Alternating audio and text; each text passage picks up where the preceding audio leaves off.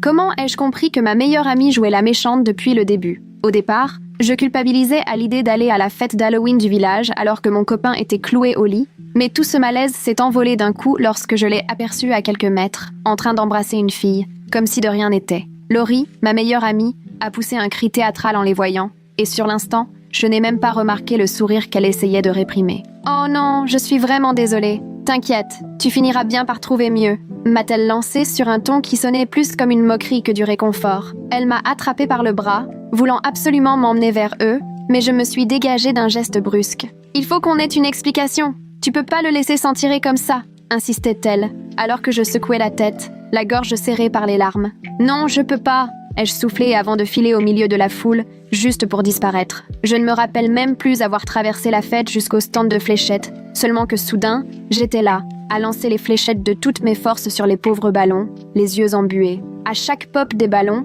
j'avais l'impression de libérer un peu de la rage qui bouillonnait en moi. Jamais vu quelqu'un être aussi à fond pour un jeu de fléchettes, a lancé une voix derrière moi. Je me suis retournée. Un garçon masqué, accoudé au stand, souriait franchement. « Si t'étais aussi précise que tu mets d'énergie, tu ferais un carnage. » J'ai jeté un coup d'œil et effectivement, seules 3 fléchettes avaient atteint leur cible. J'ai grimacé. « C'est fait exprès, évidemment, » ai-je répliqué. Il a haussé les épaules. Hilar, mains en l'air. « Ok, tu m'as eu. » Puis il a demandé un ticket à l'employé du stand et a éclaté tous les ballons d'une traite. Soirée compliquée? J'ai haussé les épaules, tripotant une fléchette entre mes doigts. Une horreur, peut-être bien la pire nuit de ma vie, ai-je murmuré. Alors je lui ai raconté toute l'histoire. Le copain infidèle, les costumes, mon sentiment de ridicule. Il ne m'a pas interrompu une seule fois. Quand j'ai terminé, il est resté un moment silencieux avant de me dire « Tu veux savoir ce qui est vraiment triste ?» J'ai refusé d'un signe de tête. « Tu portes tout le poids sur toi. Ça s'entend dans ta voix, comme si c'était de ta faute, que t'avais raté un truc ou que tu valais pas assez. » Il s'est penché vers moi. Les gens qui trompent ne cherchent pas quelqu'un de meilleur. Ils cherchent la facilité. C'est leur problème, pas le tien. J'ai senti les larmes affluer derrière mon masque. Il m'a souri avec une douceur désarmante. Tu sais, ma mère a trompé mon père l'an dernier, et c'est toujours lui qui se sent coupable. On est resté un moment tranquille, à écouter la fête qui tournait au ralenti autour de nous. Tu sais ce qui est dingue? Ai-je articulé. Il a confirmé du regard. C'est la première fois de la soirée que je me sens moins brisée. Il m'a souri derrière son masque. Je ne saurais dire qui a initié le mouvement, mais soudain, il n'y avait plus de distance entre nous, et on s'est embrassés sous la lune, comme dans un songe. L'alarme de mon téléphone a sonné, coupant court à notre bulle. « Attends, comment tu t'appelles ?» a-t-il demandé en me prenant la main. J'ai secoué la tête. « Désolée, c'était une bêtise. J'ai rompu il y a à peine 1 heure. Je voulais juste...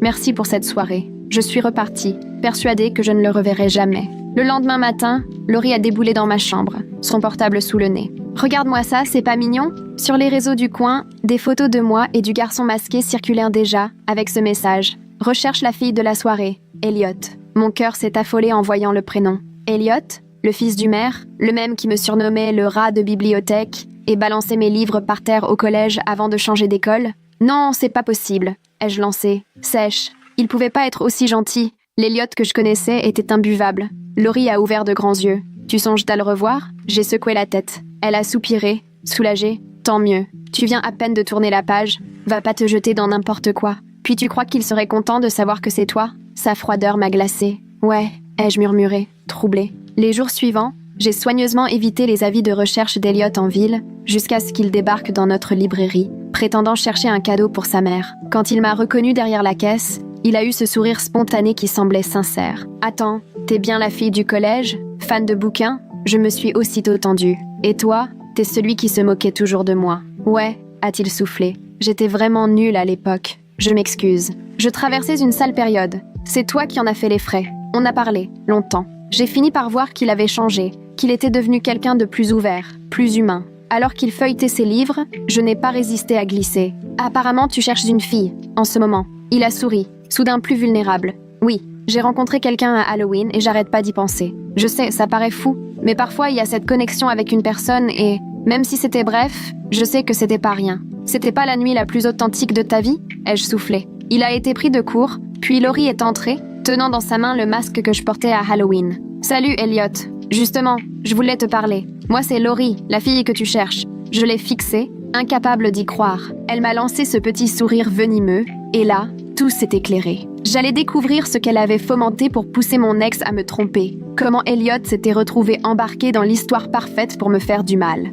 Enfin, c'est ce qu'elle pensait. Je suis restée pétrifiée tandis que Laurie agitait mon masque comme un trophée, fière de son effet. Elliot nous regardait toutes les deux, totalement perdus. Mon cerveau refusait de comprendre. Comment ma meilleure amie pouvait-elle oser prétendre être la fille du bal d'Halloween? Et pourquoi voulait-elle à tout prix me voir souffrir encore? Plus elle savourait mon silence, plus j'avais envie de crier que ce masque, c'était le mien. Qu'il m'ait embrassé, c'était bien moi, mais impossible de dire un mot, j'avais la gorge nouée. Laurie s'est approchée d'Elliot et, d'une main possessive sur son bras, m'a donné la nausée. Lui, il lui a adressé un sourire un peu paumé. Il avait l'air de vouloir croire à ce qu'elle racontait, sans pour autant être convaincu. J'ai balbutié un prétexte sur un inventaire à vérifier à l'arrière et, franchement, j'ai pris la fuite. Mes mains tremblaient tellement que j'ai lutté pour tourner la clé dans la serrure de la réserve. De l'autre côté de la porte, leurs voix me sont parvenues. Le rire doucereux de Laurie, puis la clochette de la porte d'entrée quand ils sont partis ensemble. J'ai mis le panneau fermé sur la vitrine. Il n'était que 16 heures à peine. Mes parents allaient les faire une crise, mais j'étais totalement incapable d'accueillir qui que ce soit à ce moment-là. Je me suis laissée tomber par terre dans la réserve, entourée de cartons de livres, ressassant en boucle chaque détail de la soirée de Halloween. Je repensais à la façon dont Laurie avait sursauté en me voyant surprendre mon ex en train de me tromper et ce sourire étrange qu'elle avait tenté de cacher. Cette fois, c'était clair dans mon esprit. Elle avait promis que je trouverais bien mieux, sur un ton qui ressemblait à de la moquerie. À l'époque, je croyais l'avoir imaginé, sous le choc. Et puis il y avait ce moment où elle m'avait attrapé par le bras, essayant de m'entraîner vers mon ex et cette fille, répétant à l'envi qu'il fallait que je l'affronte tout de suite. Mais pourquoi tenait-elle tant à ce que ça se passe là, à ce moment précis? Je m'étais dégagée, m'étais perdue dans la foule, et Laurie avait disparu. Je ne l'ai plus vue de la soirée. Mon téléphone a vibré, un message de Laurie me demandant si ça allait, et ajoutant qu'Elliot était vraiment craquant. J'ai relu ce message, écœurée, puis j'ai cherché le numéro de Miranda Harvey dans mes contacts. Elle était là à la fête, elle connaissait presque tout le monde. Je l'ai appelée, essayant d'avoir l'air détaché, et je lui ai demandé comment elle avait trouvé la soirée. On a papoté 2 minutes de déguisement et de musique, puis j'ai abordé Laurie, mine de rien. Miranda m'a assuré l'avoir vue arriver très tard, vers 00h30, 1h. Mon cœur s'est emballé. Je savais que j'avais passé la soirée avec Elliot dès 22h30, qu'on avait discuté jusqu'à minuit, quand mon alarme avait sonné. Impossible donc que Laurie ait pu être cette fille aux côtés d'Elliot. Miranda m'a demandé pourquoi je posais la question. J'ai éludé en expliquant que j'essayais juste de me souvenir à quel moment j'avais vu Laurie pour la dernière fois. Après l'appel, je suis restée plantée là, téléphone en main, un malaise grandissant. Laurie avait menti sur son heure d'arrivée. Elle avait prétendu être là alors que j'étais avec Elliot. Elle s'était présentée à lui avec mon masque comme preuve. Mais dans quel but? Qu'espérait-elle à se faire passer pour moi? Le lendemain matin, j'ai peiné à me rendre à la librairie, quasi sans avoir fermé l'œil. Freya, déjà en train de ranger les romans à mon arrivée, a posé un regard inquiet sur moi et m'a tout de suite demandé ce qui se passait. Je travaillais avec Freya depuis 2 ans. Elle avait toujours été directe, alors j'ai tout lâché. Cette histoire avec le garçon masqué à Halloween, Elliot qui me cherchait, Laurie qui était passée la veille avec mon masque en faisant croire qu'elle était la fille qu'il recherchait. Peu à peu, les yeux de Freya se sont arrondis. Une fois mon histoire terminée, elle a posé son livre et m'a assuré que Laurie avait sans doute fait bien pire que mentir sur la soirée. Elle m'a demandé si je m'étais jamais interrogée sur la présence de mon ex à cette fête, alors qu'il était censé être malade chez lui. J'étais scotchée. Jamais je n'avais pensé à ça. Qu'est-ce qu'il faisait là à embrasser une autre fille? Freya m'a rappelé que c'était Laurie qui m'avait poussée à y aller sans lui, qu'elle était venue chez moi en insistant sur le fait qu'il comprendrait, que je méritais de profiter de la fête la plus attendue de l'année malgré son rhume. À l'époque, c'était juste le coup de pouce d'une amie. Laurie m'a toujours tirée de ma coquille, poussée à me lâcher un peu, mais avec le recul, tout sonnait autrement, terriblement calculé. Freya m'a suggéré de fouiller les réseaux sociaux de mon ex, voir s'il y avait des photos pouvant éclairer sur son heure d'arrivée ou sur ses fréquentations ce soir-là. J'ai sorti mon téléphone derrière le comptoir, les mains encore fébriles, et j'ai ouvert son profil. Depuis la rupture, je n'avais rien osé regarder, ça faisait trop mal. J'ai passé ma pause déjeuner entière à écumer son compte, et ceux des personnes présentes à la fête, ne tombant que sur des photos floues de gens déguisés. Mais j'ai fini par tomber sur une photo postée par un de ses potes. Un groupe devant l'entrée, daté de 21h45, bien avant mon arrivée. J'ai zoomé, et là, l'estomac noué, j'ai reconnu Laurie, à moitié cachée derrière une cape de vampire, en grande conversation avec mon ex. Elle semblait lui confier un secret, lui avait l'air sombre. C'était avant qu'il ne m'embrasse, avant même mon arrivée. J'ai vérifié plusieurs fois pour en être certaine. C'était bien Laurie, c'était bien mon ex.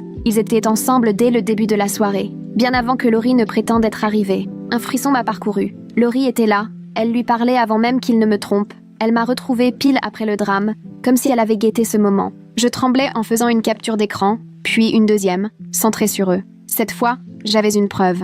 Laurie avait menti sur son heure d'arrivée. Laurie parlait à mon ex avant que tout ne dérape. J'étais envahie par une immense colère. Ma meilleure amie m'avait piégée. Elle m'avait poussée à venir, à parler à mon ex juste avant, et était apparue pile au bon moment pour jouer les héroïnes. Et maintenant, elle voulait se faire passer pour la fille avec qui, moi, j'avais partagé un moment unique. Comme si elle voulait me voler le seul souvenir heureux d'une nuit cauchemardesque. Ce soir-là, alors que je rangeais les polars, la clochette de la porte a tinté et j'ai vu Elliot entrer, seul. Mon cœur s'est emballé en le voyant s'approcher. Il n'avait pas l'air à l'aise. On devinait qu'il ne savait pas trop s'il était à sa place. Il s'est arrêté à quelques pas et m'a dit « L'histoire de Laurie sur la soirée d'Halloween ne colle pas avec mes souvenirs. J'ai besoin de savoir ce qui s'est vraiment passé. » J'ai serré mon livre à en avoir les jointures blanches. Une part de moi voulait tout lui dire sur le champ, sortir les captures d'écran, lui raconter comment Laurie nous avait montés l'un contre l'autre. Mais je redoutais sa réaction. Et s'il pensait que je n'étais qu'une fille jalouse, prête à tout pour les éloigner? Après tout, maintenant c'était elle,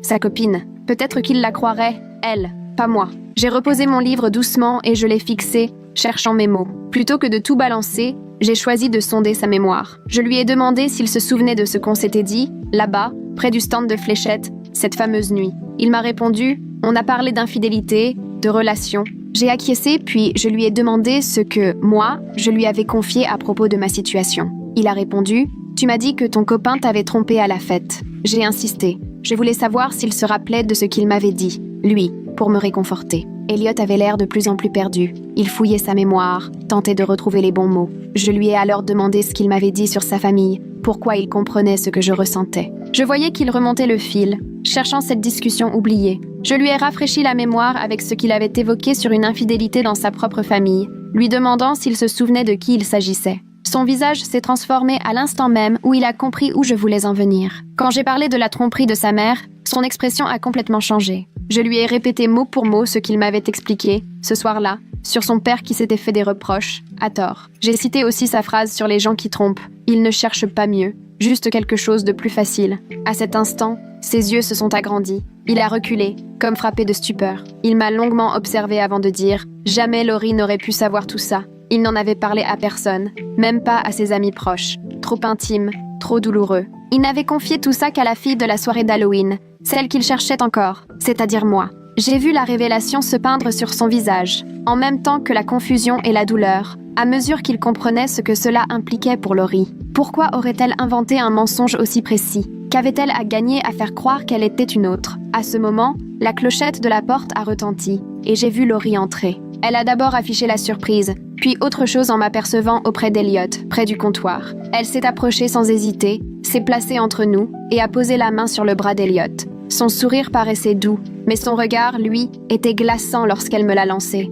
J'ai reculé d'un pas, le cœur battant, parce que je devinais ce qui allait suivre. Des larmes se sont mises à perler dans ses yeux. Sa voix s'est brisée. Elle disait à Elliot que j'essayais de lui voler, que j'étais rongée de jalousie. Elle a toujours été obsédée par toi depuis le collège. Elle invente des histoires pour prétendre avoir quelque chose de spécial avec toi. J'en suis restée bouche bée. C'était tout simplement faux. Après son départ du collège, Elliot était sorti de mon esprit jusqu'à cette fameuse nuit d'Halloween. Mais Laurie enchaînait. Son jeu devenait de plus en plus théâtral. Elle s'est accrochée à la manche d'Elliot. Elle ne supporte pas de me voir heureuse. Pas cette fois. Elliot nous regardait l'une après l'autre, la confusion peinte sur le visage, cherchant à comprendre qui disait vrai. Laurie redoublait de larmes, en répétant qu'elle avait toujours su que j'essaierais quelque chose.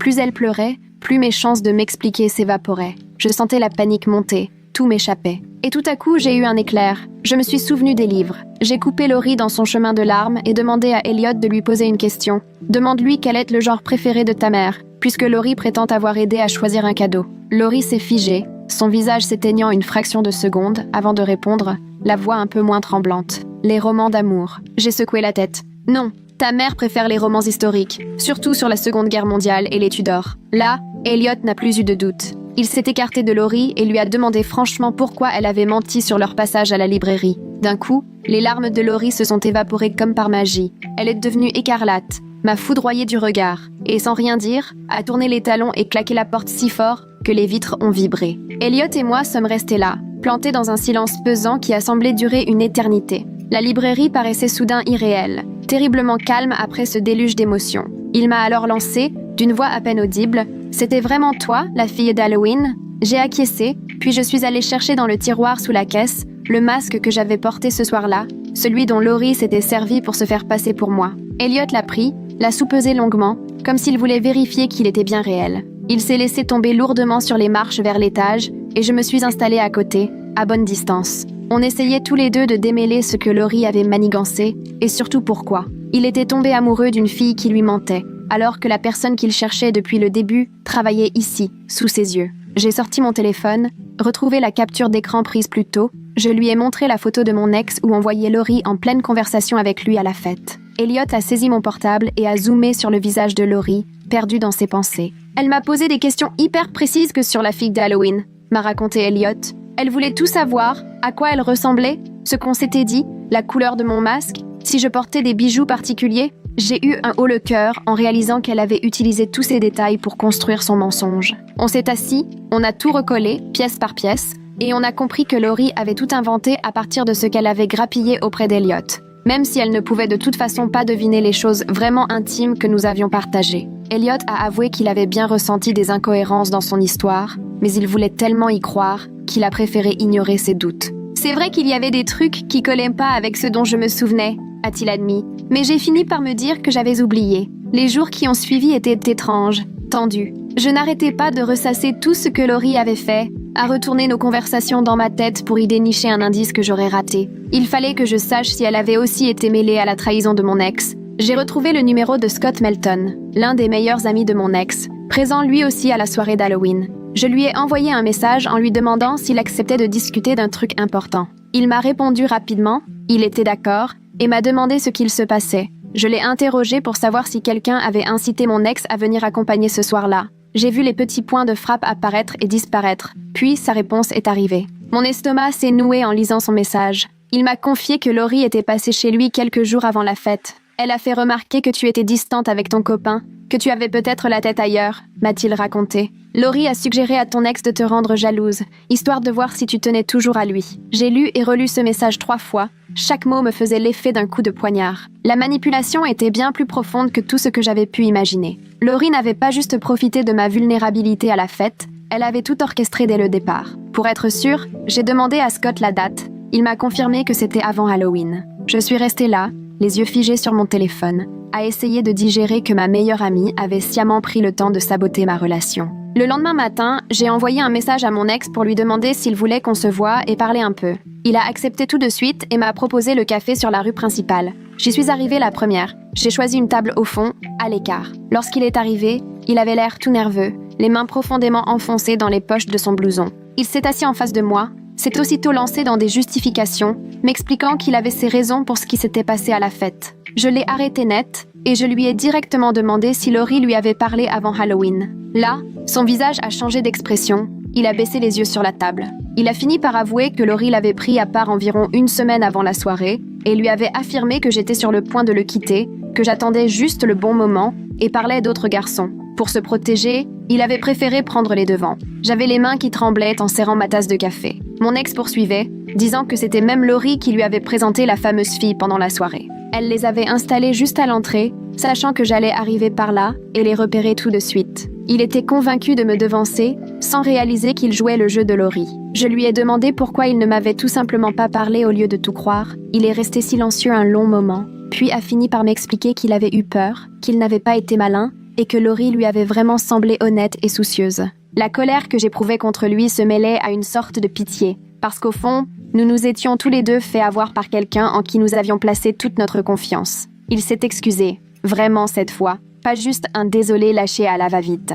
Il a reconnu qu'il aurait dû m'en parler directement au lieu de se laisser berner par les racontars de Laurie. Je lui ai répondu que j'acceptais ses excuses, mais que c'était bel et bien fini. Il a hoché la tête, comme s'il s'y attendait, et m'a dit qu'il comprenait. On est resté là 1 minute encore, gêné, puis il est parti. Je suis restée au café une bonne heure, à sortir mon téléphone et à ouvrir l'appli Notes pour écrire tout ce qui s'était passé, retracer comment Laurie m'avait manipulée, remettre chaque événement dans l'ordre. 1 semaine avant Halloween, elle était allée semer la zizanie auprès de mon ex, puis avait organisé la rencontre avec l'autre fille lors de la soirée. Elle avait même réussi à me convaincre de venir, alors que mon copain prétendait être malade ce jour-là. Elle était restée tout près pour assister à mon malaise, prête à jouer la confidente irréprochable. Ensuite, elle a récupéré le rôle de la fille d'Halloween pour elle-même en se servant des infos récoltées chez Elliot, histoire de rendre sa version crédible. Toute l'histoire avait été planifiée en détail pendant des semaines. Elle avait donc mis tout ce temps et cette énergie juste pour s'assurer que je ressorte de cette soirée démolie et vulnérable. Quand je suis rentrée à la librairie, il m'a suffi d'un regard vers Freya pour qu'elle comprenne et m'entraîne à l'arrière. Je lui ai montré ma chronologie, tout expliqué de ce que j'avais appris grâce à Scott et à mon ex. Freya a lu mes notes en détail avant de me regarder d'un air grave. Elle a avancé que sans doute Laurie cherchait à m'isoler et à me blesser pour pouvoir mieux contrôler mes réactions. J'y ai réfléchi un instant, et je me suis rendu compte que Laurie avait toujours été la première personne à qui j'avais envie de parler quand ça n'allait pas.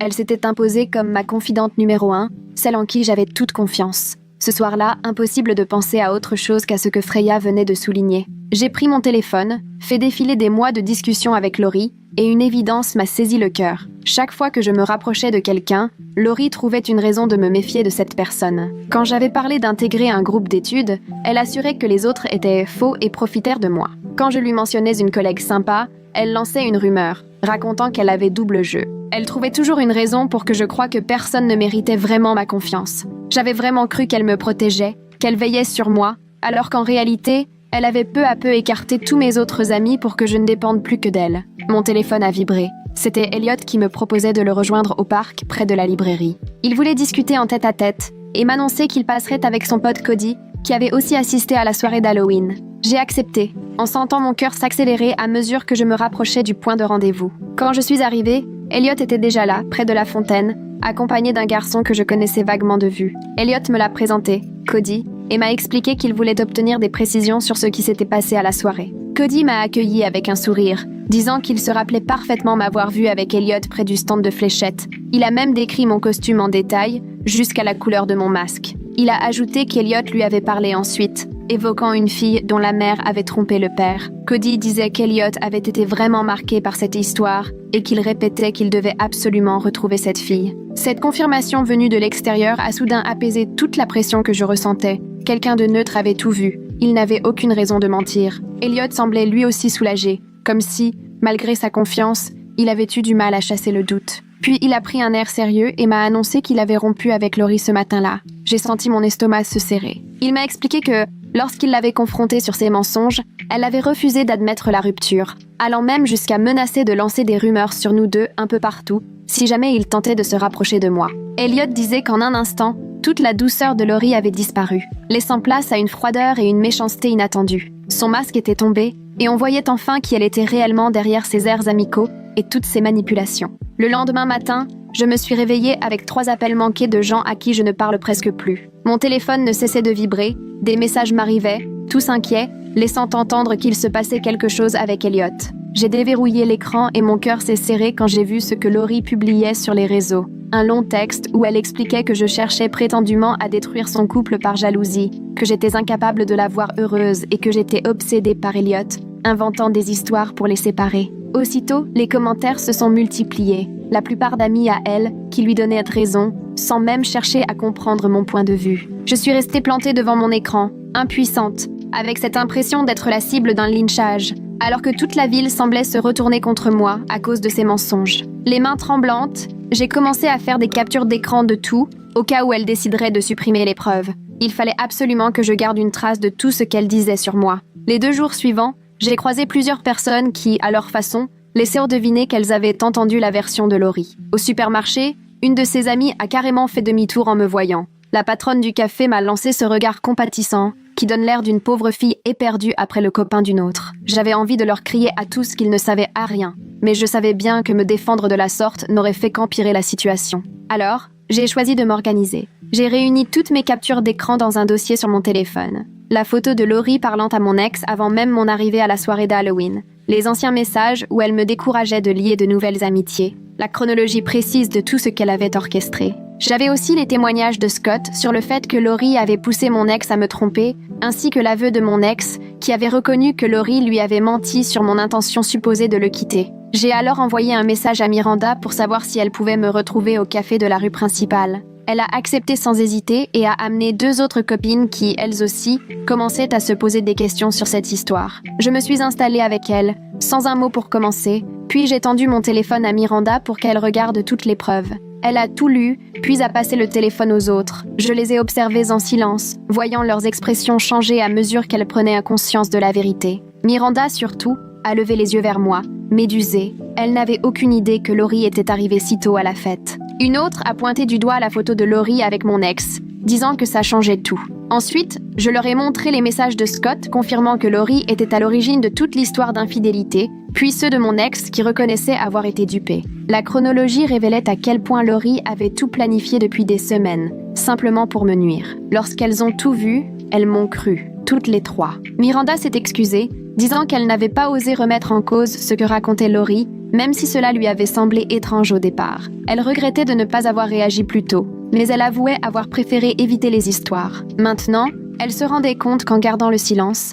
elle avait involontairement laissé Laurie agir à sa guise. Le lendemain, en début d'après-midi, je travaillais seule à la librairie, profitant de la tranquillité après le déjeuner. Freya était sortie à la banque déposer la recette, et je rangeais les rayons du fond quand la clochette de la porte s'est mise à tinter. Je suis allée jusqu'au comptoir, et là, je me suis figée en voyant Laurie, debout devant moi. Elle n'avait ni l'air triste, ni les yeux rouges, plus aucune trace des larmes qu'elle montre devant les autres. Elle semblait froide, fermée. Sans un mot, elle s'est avancée, bras croisés, et dès qu'elle a croisé mon regard, elle a lancé « Tu fous tout en l'air » à montrer ses captures d'écran aux gens. Sa voix n'avait plus rien à voir. Elle était sèche, dure, presque agressive. « Il faut toujours que tu ramènes tout à toi. » J'étais sidérée par ce visage inconnu de Laurie. Elle a continué. « T'as toujours tout eu facilement. Ta famille a une affaire. Tout le monde t'adore sans que tu aies le moindre effort à faire. Moi, j'ai toujours dû bâtir mes amitiés à la force du poignet. » Puis elle a ajouté « Tu mérites de ressentir la même douleur que je traîne depuis des années, à te voir avancer dans la vie comme si de rien n'était, alors que moi j'en bave. » J'avais le cœur qui battait à tout rompre, mais j'ai réussi à lui demander calmement ce qu'elle voulait dire. Et c'est à ce moment-là que tout a explosé. Elle a fini par admettre qu'elle avait manipulé mon ex pour qu'il me trompe à cette fête. Pendant des semaines, elle l'avait persuadé que j'avais l'intention de le quitter, lui répétant qu'il vaudrait mieux pour lui aller voir ailleurs avant que je le fasse souffrir. C'est elle qui avait choisi la fille avec qui il devait s'embrasser. Tout calculé pour que je ne puisse pas les manquer. J'ai discrètement glissé la main dans ma poche pour lancer l'enregistrement sur mon téléphone, bien à l'abri, pendant que Laurie continuait ses aveux. Depuis le début de notre amitié, j'ai été jalouse de toi. À chaque fois qu'un truc positif m'arrivait, c'était comme si ça prouvait que sa propre vie ne valait rien. Ma relation avec mon ex lui restait au travers de la gorge, même si elle affichait un sourire pour me féliciter. Le succès de la librairie familiale, quand ses parents, eux, galéraient, la rongeait. Elle ne supportait pas que les gens viennent spontanément vers moi, alors qu'elle devait se battre pour se faire accepter. Sa voix tremblait tandis qu'elle énumérait tout ce qu'elle avait envie chez moi. Te voir heureuse, ça me rendait malade, comme si chacune de tes joies me retirait la moindre chance de connaître le bonheur moi aussi. Pendant qu'elle se confiait, je laissais rouler l'enregistreur dans la poche de mon manteau. Elle a avoué qu'elle avait vu sur Internet des photos de moi et d'Elliot à la soirée d'Halloween avant de m'approcher. Tout de suite, elle avait reconnu mon costume, compris qui j'étais sous le masque. Quand elle a su qu'Elliot cherchait qui se cachait derrière la mystérieuse inconnue, elle avait sauté sur l'occasion. Elle voulait me voler ce moment et attirer toute l'attention sur elle. Sans détour, Laurie m'a expliqué qu'elle avait visé exprès la quête d'Elliot, bien consciente que j'avais partagé quelque chose de particulier avec lui ce soir-là. Elle m'avait retrouvée passé minuit, radieuse comme je ne l'avais plus été depuis des mois. Elle avait très bien vu mon sourire quand j'évoquais le type du stand de fléchettes. Alors, quand Elliot s'est mis à poster des photos pour me retrouver, elle a flairé la possibilité parfaite de me blesser davantage. Je voulais que tu sois obligée de me voir avec Elliot, que tu réalises que ce tout petit bonheur-là aussi allait t'échapper. Après toutes ces années à te voir tout réussir quand moi je ramais, c'était juste normal que tu comprennes enfin ce que ça fait de désirer quelque chose sans jamais l'obtenir. Ses mains tremblaient, des larmes brillaient dans ses yeux, même si sa voix restait dure. Je lui ai demandé comment elle avait pu aller aussi loin, juste par jalousie. C'est là qu'elle a craqué. Elle s'est effondrée dans l'un des fauteuils du coin lecture, cachant son visage dans ses mains. Entre 2 sanglots, elle a confié s'être toujours sentie reléguée derrière moi, comme si chaque amitié était une compétition perdue d'avance, comme si chacun de mes succès éclipsait tout ce qu'elle pouvait accomplir, et que chacune de mes histoires de cœur lui rappelait à quel point elle se sentait seule. J'ai voulu être contente pour toi pendant toutes ces années, mais cette jalousie, elle a fini par prendre toute la place. À force, je me détestais d'être comme ça, et je t'en voulais de me pousser à me comparer. Je sais que ce n'est ni logique, ni juste, mais je n'arrivais pas à m'en empêcher. Elle a ajouté que la soirée d'Halloween avait été la goutte de trop. Voir mon ex me trahir aurait dû lui faire de la peine. Mais sur le moment, ça l'avait soulagée, comme si ça rétablissait un certain équilibre. Et quand elle a vu malgré tout que j'avais accroché avec Elliot, la jalousie s'est transformée en colère. Elle n'acceptait pas que même dans la pire des situations, j'arrive encore à m'en sortir. Je suis restée là, étourdée par un mélange de colère et de tristesse devant tout ce qu'elle avait prémédité, mais aussi touchée par sa détresse. Je pouvais comprendre d'être jaloux ou de se sentir en concurrence avec ses proches, mais rien n'excusait la méchanceté de ses actes. Au lieu de me parler, elle avait choisi de me blesser délibérément, semaine après semaine, en manipulant tout le monde autour de moi. J'ai pris une grande inspiration, puis je lui ai dit que notre amitié s'arrêtait là. J'ai essayé de lui expliquer que même si je comprenais ses difficultés à gérer ses émotions, rien n'excusait d'avoir manigancé l'infidélité de mon ex ou d'avoir tout inventé sur Halloween. Je lui ai indiqué qu'il fallait qu'elle quitte la librairie et qu'elle reste loin de moi. Elle m'a regardée, les yeux bouffis, a commencé à répondre, mais je l'ai coupée net. J'ai précisé que je lui souhaitais de trouver de l'aide pour sa jalousie et sa souffrance, mais qu'après tout ça, je ne pouvais plus continuer à être son amie. C'est à ce moment-là qu'elle a remarqué ma main dans ma poche. Son visage s'est figé, elle s'est levée d'un bond, me demandant si je l'enregistrais, puis a essayé d'attraper mon téléphone. Je l'ai sorti et j'ai reculé d'un pas, le tenant hors de sa portée. Elle a contourné le comptoir pour me rejoindre, répétant que je n'avais aucun droit d'utiliser cette preuve, puisqu'elle n'était pas au courant que j'enregistrais. Je me suis éloignée, passant vers la réserve, toujours en gardant le téléphone loin d'elle. Elle criait de plus belle, m'ordonnant d'effacer l'enregistrement. C'est là que Freya est entrée par l'arrière, son sac de banque à la main. Elle s'est arrêtée dans l'embrasure, sidérée de voir Laurie, à moitié penchée par-dessus le comptoir, me foncer dessus. Freya a demandé ce qu'il se passait. Je lui ai simplement répondu que Laurie venait d'avouer toute la vérité. Dans son regard, soudain glacial, Freya lui a ordonné de partir immédiatement. Laurie nous a regardés tour à tour, comprenant qu'elle n'avait plus aucun échappatoire, et s'est effondrée une fois de plus. Mais cette fois, ses larmes semblaient réelles, plus proches de la panique que de la comédie. Elle a reculé jusqu'à la porte, répétant que ce n'était pas juste. Freya l'a raccompagnée dehors et a refermé la porte d'un geste sec, allant jusqu'à verrouiller la boutique alors qu'elle était normalement encore ouverte.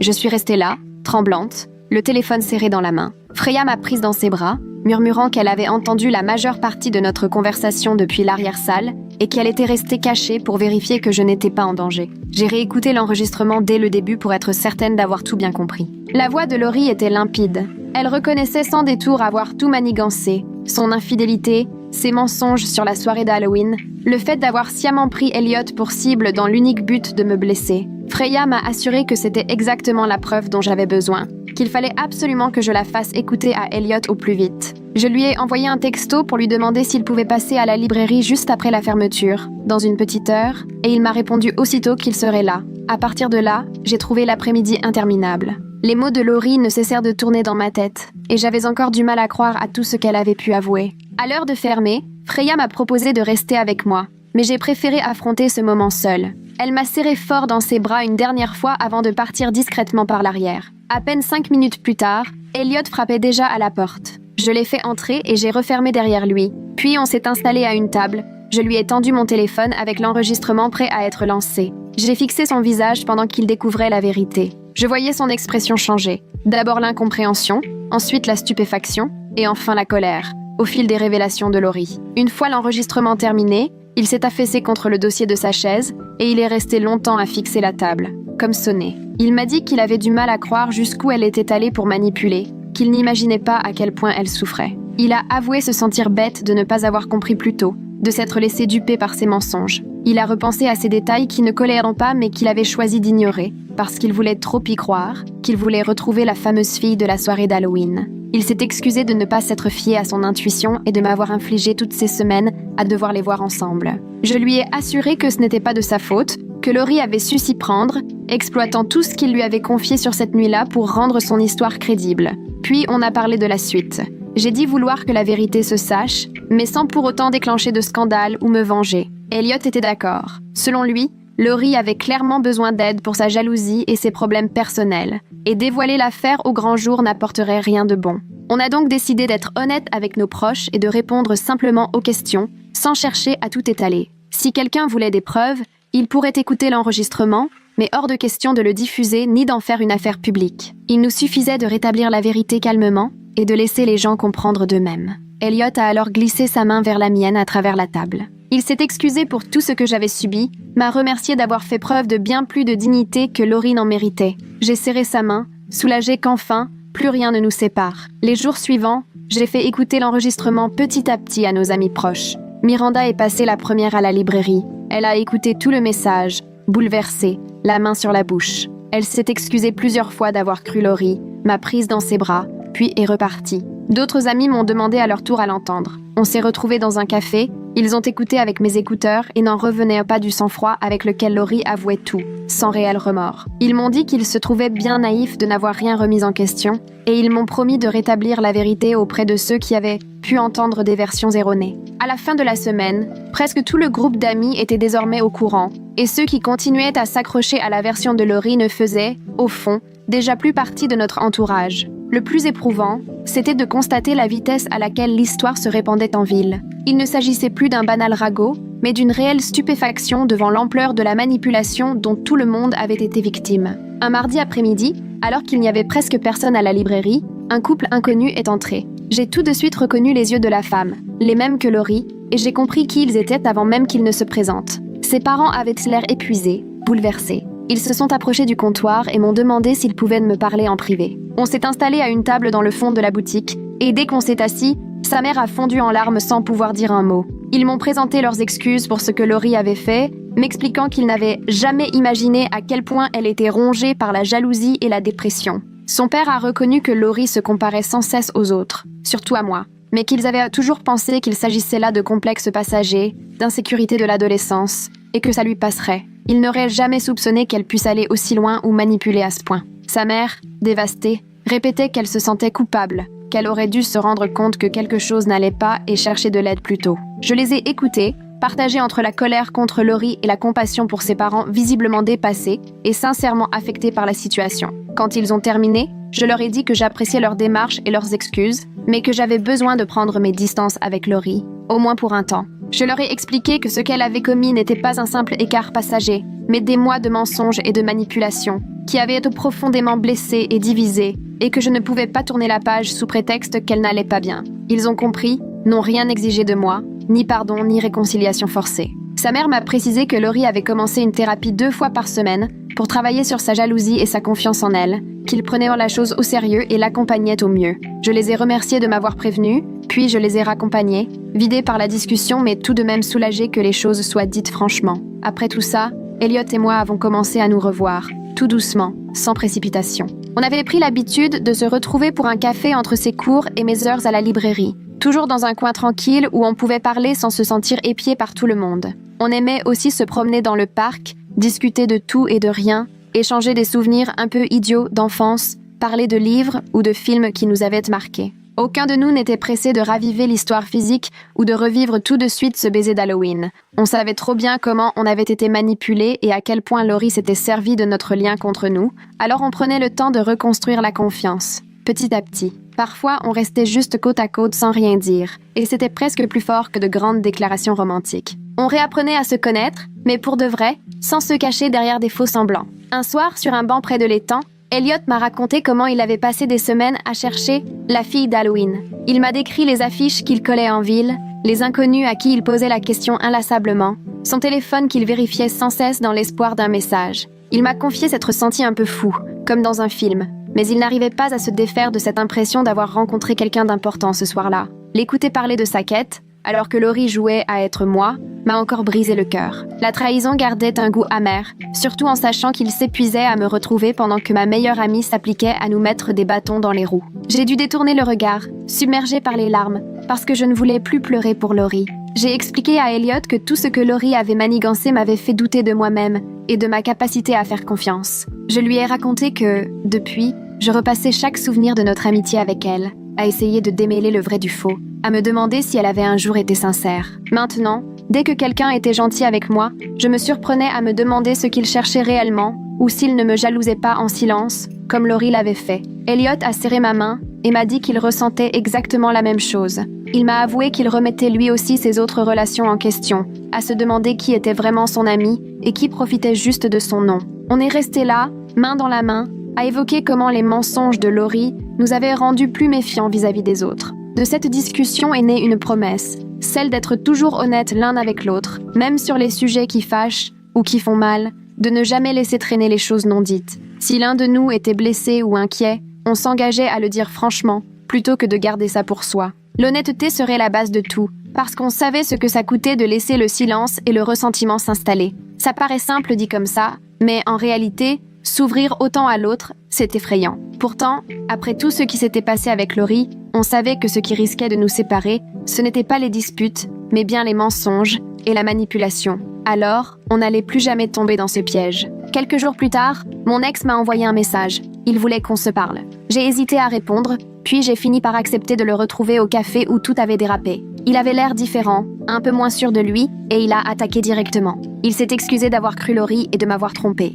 Il m'a assuré que cette fois, il coupait définitivement les ponts avec elle. Il m'a expliqué qu'il voyait un thérapeute pour régler ses propres soucis de confiance, et il avait compris que son insécurité l'avait poussé à se laisser influencer par Laurie, jusqu'à douter de moi. Il a reconnu qu'il aurait dû me parler honnêtement au lieu d'écouter les rumeurs sur ce que je pensais ou ressentais. Ses excuses étaient sincères, je voyais qu'il faisait des efforts. Je les ai acceptées, je lui ai dit que j'appréciais sa franchise, mais j'ai été très claire. Il n'était pas question de se remettre ensemble. Cette histoire appartenait au passé, et il y avait des raisons plus profondes à notre rupture que l'infidélité. Il a hoché la tête, comme s'il s'y attendait, et m'a dit qu'il voulait juste assumer sa part et tourner la page lui aussi. On a fini notre café, puis chacun est reparti de son côté, sans être vraiment amis ni ennemis. J'ai eu l'impression de refermer un chapitre sans laisser de zone d'ombre, et ça m'a fait du bien. Pendant cette période, Freya est devenue une amie encore plus précieuse. On déjeunait souvent ensemble, et parfois elle m'aidait à ranger à la fermeture en papotant. Elle m'a un jour glissé que Laurie glissait souvent des petites piques sur elle, pas méchante à première vue, mais assez pour me mettre mal à l'aise. J'ai réalisé que Laurie avait fait ça avec beaucoup de monde, subtilement, pour garder sa place de meilleure amie et semer la distance autour de moi. Aujourd'hui, j'essaie vraiment de recoller les morceaux, de me rapprocher de ceux que j'ai tenus à l'écart et de retisser ces liens. C'est comme soigner une blessure, douloureux, mais indispensable. Et à chaque pas, je sens que je me libère de Laurie et que je me rapproche de personnes qui me veulent du bien. Une semaine après, Elliot m'a proposé de rencontrer officiellement sa mère, pas comme la libraire, mais comme celle qu'il avait cherchée des semaines durant. J'avais la boule au ventre en montant jusqu'à la maison du maire, avec ses grandes colonnes blanches et ses jardins impeccables. Sa mère a ouvert la porte, son visage s'est éclairé dès qu'elle m'a vue. Elle m'a serré dans ses bras, m'a raconté qu'elle se souvenait parfaitement de moi à la librairie et combien elle appréciait mes conseils. Elle nous a conduites dans la cuisine, où elle avait préparé des biscuits, et on s'est installé autour de la table pendant qu'elle me posait tout un tas de questions sur ma famille, la librairie et mes projets d'études. Puis elle m'a lancé un regard complice avant de dire « Après Halloween, Elliot était différent. On aurait dit qu'il était plus heureux, mais il ne m'a jamais expliqué pourquoi. » Elle pensait qu'il avait rencontré quelqu'un de spécial ce soir-là, et nous voir ensemble lui semblait tout à fait naturel,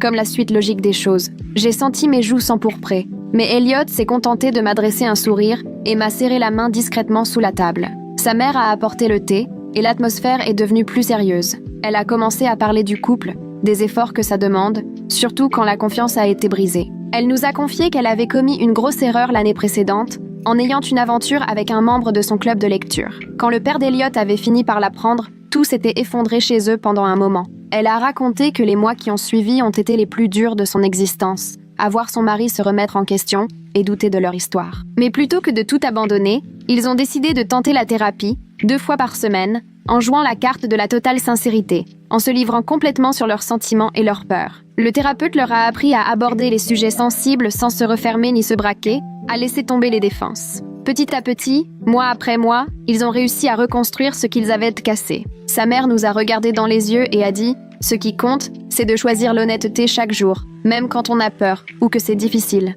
En entendant son témoignage, quelque chose s'est débloqué en moi. Si eux avaient pu surmonter une telle épreuve et en ressortir plus soudés, peut-être que la véritable reconstruction était possible, même après une trahison. Peut-être que la façon dont Laurie m'avait manipulée n'était pas condamnée à me suivre toute ma vie, que mes relations pouvaient être différentes à l'avenir. À ce moment-là, sa mère a tendu la main vers moi au-dessus de la table et l'a posée sur la mienne, en disant doucement « Je vois bien que tu es une belle personne pour mon fils. Tu as du cœur et une force incroyable. » Quand on est reparti, Elliot m'a raccompagné et on a reparlé de ses parents, du courage qu'il leur avait fallu pour continuer ensemble et garder le cap. Il m'a confié que tout ça lui avait appris ce que valait vraiment l'honnêteté et que c'est sûrement pour cette raison que notre conversation le soir de Halloween avait tant compté pour lui. 2 mois après cette fameuse fête, Elliot et moi avons enfin eu notre tout premier vrai rendez-vous. Jusque-là, on se retrouvait plutôt à la librairie ou on traînait ensemble en ville. Mais cette fois, c'était différent. C'était officiel. On a choisi un petit resto italien dans la ville voisine, à une demi-heure d'ici,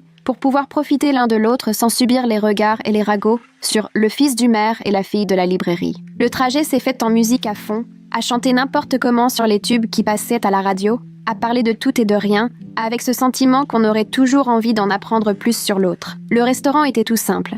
Nappes à carreaux rouges et blanches, bougies allumées sur les tables, une ambiance chaleureuse comme on les aime. On a commandé des pâtes, partagé un pain à l'ail, et la soirée s'est déroulée naturellement, comme si on reprenait une conversation commencée sous la lune, lors de la fête. On riait en repensant à tout ce qu'il nous avait fallu traverser pour en arriver là, les mensonges de Laurie, la confrontation à la librairie, et tout le reste de cette histoire invraisemblable. Elliot m'a lancé « Je n'oublierai jamais la tête de Laurie quand elle a pigé que tout son plan tombait à l'eau. » Et j'avouais avoir repassé la scène dans ma tête bien trop souvent, même si ce n'est pas très glorieux. Mais on s'est dit qu'au final, malgré le chaos, la douleur et tous les doutes, tout ça en valait la peine puisqu'on en était là, ensemble. Il m'a parlé de ses projets après la fac, de son envie de s'orienter vers le développement local, loin de la politique de son père. Moi, je lui ai confié mon rêve d'ouvrir un jour ma propre librairie, plus intime et conviviale que celle de mes parents. On est resté jusqu'à la fermeture, sans avoir envie que le moment s'arrête. Sur le chemin du retour, il m'a pris la main au-dessus du levier de vitesse. Et j'ai ressenti ce bonheur tranquille qui n'a pas besoin de grands mots ni de déclarations spectaculaires. Le week-end d'après, il y avait une fête dans le village. Un de ces marchés où les artisans posent leur stand à côté des food trucks. J'y suis allée avec Freya. On a regardé des bijoux faits main, goûté toutes sortes de gourmandises du boulanger. C'est là-bas que j'ai aperçu Laurie, à l'autre bout de la place, près de la fontaine, les bras croisés contre elle. Elle paraissait plus petite, moins sûre d'elle qu'avant, ses cheveux attachés à la va-vite et un vieux sweat à capuche que je lui connaissais du lycée. Nos regards se sont croisés une fraction de seconde avant qu'elle détourne les yeux, soudainement absorbée par son téléphone. J'ai ressenti ce drôle de mélange, un soulagement qu'elle ne vienne pas me parler, et en même temps une vraie tristesse pour cette amitié perdue, même si au fond je savais qu'elle reposait sur du vent. Freya a tout de suite remarqué mon malaise et m'a demandé « Ça va ?» J'ai hoché la tête et je me suis réfugiée devant un étal de bougies artisanales, histoire de penser à autre chose. Pourtant, toute la journée, j'ai continué à apercevoir Laurie parmi la foule. Elle s'éloignait discrètement chaque fois que nos regards se croisaient. Ça m'a fait bizarre de la voir comme ça, à peine l'ombre de celle que j'avais connue autrefois. Une part de moi avait envie d'en vouloir à tout ce qu'elle avait fait, ou même de ressentir une espèce de victoire. Mais au fond, j'étais surtout lasse de cette histoire, avec cette envie d'avancer sans que son spectre me suive partout. Quelques jours plus tard, alors que je rangeais de nouveaux livres à la librairie avec Freya, elle m'a appris que Laurie avait donné signe de vie. Apparemment, elle était partie vivre chez de la famille, dans un autre département, pour tourner la page et essayer de recommencer loin de tout ce qui s'était passé ici. Freya a ajouté que la mère de Laurie était passée à la librairie quelques jours avant, expliquant que Laurie suivait une thérapie et essayait d'en comprendre plus sur son comportement. Je suis restée figée avec ma pile de bouquins dans les bras, à essayer de digérer la nouvelle. D'un côté, j'étais soulagée à l'idée de ne plus croiser Laurie et de ne plus avoir à supporter cette tension permanente. Mais une toute petite part de moi espérait qu'elle finirait par aller mieux, qu'elle apprendrait à se réjouir du bonheur des autres au lieu d'essayer de leur nuire. Je n'avais aucune intention de renouer une amitié avec elle, mais je ne lui souhaitais pas non plus de malheur. Freya a demandé « Tu penses lui écrire ?» et j'ai simplement secoué la tête en guise de réponse. Il y a des liens qu'il vaut mieux couper pour de bon, et celui-ci en faisait clairement partie. On a continué à remettre les livres en place, la vie a repris comme si de rien n'était, mais la nouvelle m'est restée en tête toute la journée. Ce soir-là, Elliot est passé chez moi et, sans le savoir, on a lancé ce qui allait devenir notre rituel des soirées franchises. On se posait sur le canapé, chacun un mug de chocolat chaud à la main, et à tour de rôle, on se confiait sur des trucs qu'on aurait préféré taire. Je lui ai avoué ma peur qu'un jour il réalise que tout ça ne valait pas la peine, qu'il regrette d'avoir embarqué dans une histoire aussi compliquée avec moi. Il m'a avoué qu'il avait peur de tout gâcher, comme au collège, de me blesser sans s'en rendre compte et de me perdre définitivement. On a parlé de nos insécurités, de tout ce que la plupart des gens préfèrent cacher tellement c'est sensible ou gênant. Mais après tout ce qui s'était passé avec Laurie, on avait décidé d'arrêter de laisser les non-dits nous bouffer. On a pris le parti d'être honnête, même quand ça m'était mal à l'aise, parce qu'on avait trop souffert des manipulations et des secrets qui nous avaient presque éloignés. C'est comme ça qu'on a réussi à rester soudés et vrais l'un envers l'autre. Chaque semaine, ou parfois toutes les deux, on se réservait un moment rien qu'à nous, pour parler, vraiment parler, de ce qui se passait sous la surface. Certaines conversations étaient lourdes, d'autres plus faciles, mais à chaque fois je me sentais plus proche de lui. Cette volonté de tout se dire, de ne pas faire semblant que tout va bien, Ça n'avait rien à voir avec mes anciennes relations. À cette époque, mes parents ont commencé à remarquer que quelque chose changeait chez moi. Un matin, au petit déjeuner, ma mère m'a fait remarquer que j'avais l'air plus épanouie, plus confiante. Elle m'a dit que je ne passais plus mon temps à douter de la moindre chose et que je me préoccupais beaucoup moins de ce que pensèrent les autres. Mon père a embrayé en disant qu'il me voyait sourire bien plus souvent, que j'avais l'air beaucoup plus détendue qu'avant. Et là, ma mère a lâché un truc que je n'avais pas vu venir. Il n'avait jamais eu vraiment confiance en Laurie, même s'il n'avait pas voulu s'en mêler jusque-là. Elle m'a expliqué qu'elle avait toujours senti un truc qui clochait chez elle, dans sa façon de vouloir accaparer mon temps et de rabaisser subtilement mes autres amis. Mon père a ajouté qu'il avait l'impression que Laurie voulait toujours être au centre de tout, même quand ça ne la concernait pas. J'étais sidérée. Comment j'avais pu passer à côté de tout ça alors que pour eux c'était évident. Mais avec le recul, quand on a la tête dans le guidon, c'est dur de voir clair. Ils m'ont dit qu'ils étaient fiers de moi, de la manière dont j'avais géré les choses, que je m'étais défendue sans chercher à me venger. Ma mère m'a pris dans ses bras en me disant qu'elle était soulagée de voir que j'avais rencontré quelqu'un comme Elliot, quelqu'un de bien qui me respectait et faisait attention à moi. Cette discussion m'a vraiment fait réaliser à quel point le soutien de mes parents m'avait porté, même si je ne m'en étais pas rendu compte tout de suite. Ce soir-là, seule dans ma chambre, j'ai repensé à tout ce qui s'était passé depuis Halloween. La trahison de Laurie m'a fait mal, c'est sûr. Découvrir que ta meilleure amie te manipule et sabote tes relations, c'est comme si le sol se dérobait sous tes pieds. Mais au fond, ça m'a aussi appris à écouter mon instinct. Pendant des années, j'avais fait taire les petites alertes, ces remarques qui me faisaient douter, sa façon de m'éloigner doucement des autres, ou son besoin d'occuper tout l'espace dans ma vie.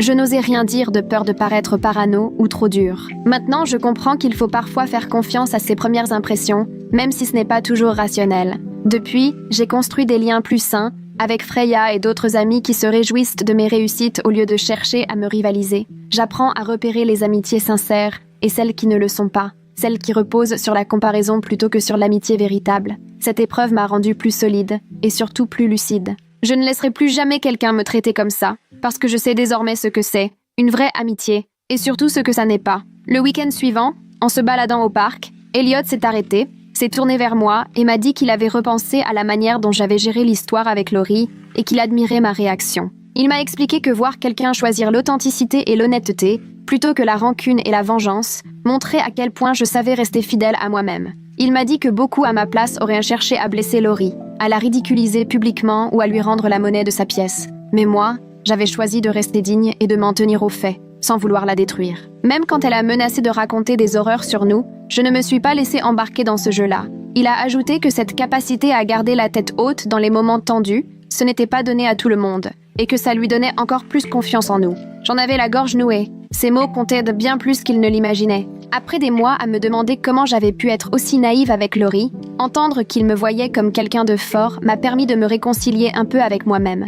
On a continué à marcher, son bras autour de mes épaules, et j'ai ressenti une vraie gratitude pour ce chemin parfois étrange qui m'avait mené là où j'étais. Cette soirée d'Halloween qui avait si mal commencé avait finalement permis que quelque chose d'authentique voie le jour. Et, au fond, on ne pouvait pas rêver mieux. 3 semaines plus tard, c'était le festival d'hiver. Elliot m'a proposé de venir avec lui et j'ai tout de suite accepté. On s'est retrouvés main dans la main à traverser la place du village, sous les guirlandes lumineuses, avec l'odeur du chocolat chaud qui réchauffait l'air glacé. Il y avait foule, tout le monde emmitouflé dans ses manteaux et ses écharpes, le souffle formant des petits nuages dans la nuit. J'ai croisé quelques visages familiers, certains qui, au début, avaient cru les rumeurs de Laurie. Près de la patinoire, une femme du club de lecture de ma mère nous a interpellés. Elle m'a effleuré le bras et m'a lancé d'une voix douce qu'elle regrettait de m'avoir jugée sans prendre la peine d'écouter ma version. Elle a reconnu qu'elle aurait dû venir me parler franchement plutôt que de se fier au ragot. Un autre garçon du groupe d'amis du lycée d'Elliot a débarqué, a serré la main d'Elliot avant d'admettre qu'il s'était trompé au sujet de notre relation.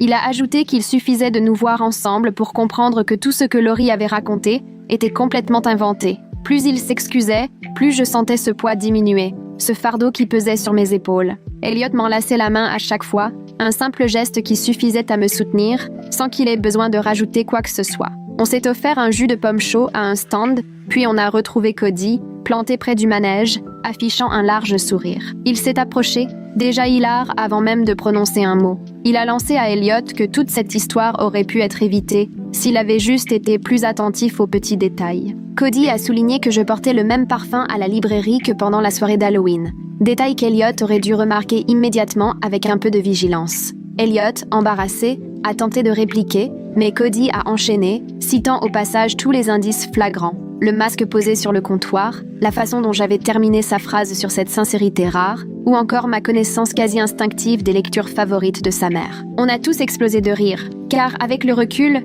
c'était évident comme le nez au milieu de la figure. J'ai reconnu que j'aurais dû tout raconter à Elliot dès le départ, au lieu de laisser Laurie s'en mêler et compliquer les choses. Cody a lâché. On a été franchement à côté de la plaque tous les deux, mais au moins, on s'en est sortis. L'ambiance était enfin légère. On pouvait plaisanter de tout ça sans ressentir l'ombre pesante de Laurie. 4 mois avaient filé depuis Halloween et, avec Elliot, on avait posé les bases de quelque chose de solide. Rien de parfait bien sûr, et parfois de vieilles angoisses refaisaient surface. Il m'arrivait encore de craindre qu'Elliot réalise que je ne suis pas aussi fascinante que je l'ai laissé croire lors de notre première conversation. D'autres fois, c'était lui qui se refermait, persuadé qu'il allait tout gâcher, comme ça lui était déjà arrivé. Mais désormais, au lieu de laisser les doutes s'installer, on en parlait, toujours. On s'était fixé une règle. Si l'un de nous avait un souci, il devait en parler dans les 24 heures, évitant ainsi les petits conflits qui finissent en montagne. L'honnêteté dont on avait fait preuve lors de cette fameuse soirée d'Halloween était devenue le socle de notre histoire. Ce n'était jamais agréable d'aborder ces sujets,